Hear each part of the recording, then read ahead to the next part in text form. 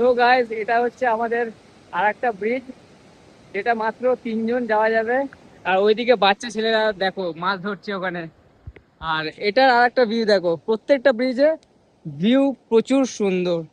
প্রত্যেকটা ব্রিজে চারিদিকে জঙ্গল, পাহাড় আর পাথর, সৌন্দর্য প্রচুর রয়েছে এখানে।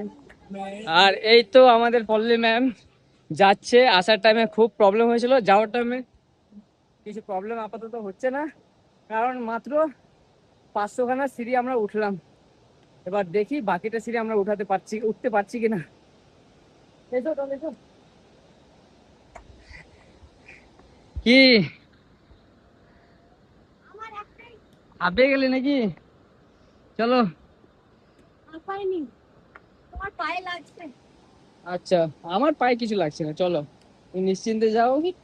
নিজের মাইন্ডটা ঠিক রাখো, তবেই হবে।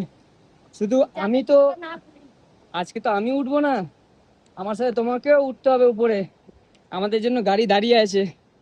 তো চলো।